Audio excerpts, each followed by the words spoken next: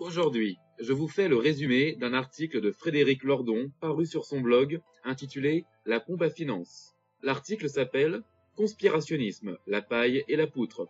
Et il a bien besoin d'un résumé, car Lordon fait partie des auteurs qui pondent des textes de longueur kilométrique. C'est même le principal point commun entre Marx et Lordon. Il vous explique en 10 phrases ce que n'importe qui d'autre vous expliquerait en une. On appelle complotisme ou conspirationnisme la tendance qui mène soit à voir des complots partout, soit à considérer que l'histoire, surtout actuelle, s'expliquerait principalement par des complots. Un complot, rappelons-le, c'est une action concertée et occulte d'un petit nombre de gens pour parvenir à un résultat le plus souvent pervers. Chez les journalistes, les intellectuels des médias, les élites en somme, dénoncer le conspirationnisme est devenu une mode qui sert surtout à discréditer le petit peuple, qui serait trop bête pour avoir une vue critique sur la réalité sans tomber dans le conspirationnisme. Pour Lordon, concernant les complots, il faut éviter d'en voir partout, mais aussi de n'en voir nulle part. Des complots, il en existe. Il y en a eu dans la crise financière depuis 4 ans. La différence entre l'analyse des complots et le conspirationnisme, c'est que les complotistes vont avoir tendance à expliquer toute la réalité par quelques faits ou même à tordre les faits pour démontrer à tout prix qu'il y a eu un complot de grande ampleur. Mais en plus de la nécessité d'avoir une étude objective des complots et non complotistes, il faut analyser politiquement le conspirationnisme.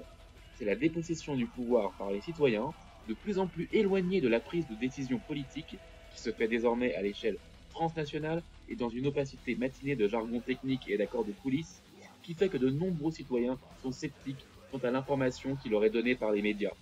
Et vu le grand nombre de personnes qui cherchent la vérité sur le net, il est inévitable que la tentation conspirationniste en fauche quelques-uns. Et plus de gens encore si les conspirationnistes ont des talents de communicants. Le plus amusant, cependant, est de constater que les mêmes élites qui dénoncent le conspirationnisme y tombent parfois volontiers.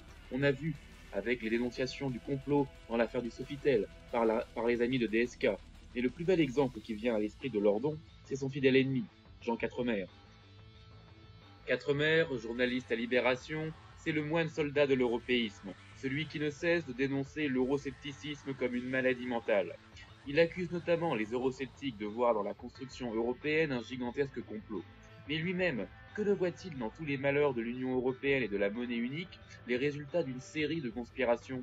En effet, sur son blog intitulé Les coulisses de Bruxelles, Quatremer a, de manière récurrente, dénoncé les agences de notation américaines, les banques allemandes ou les marchés financiers internationaux comme agissant de concert contre l'euro. Or, Lordon, dont l'étude de la finance est le métier, lui rétorque que, justement, le principe de la finance mondialisée est que chaque rumeur ou erreur peut avoir des conséquences imprévisibles et ce sans que quelqu'un l'ait vraiment planifié.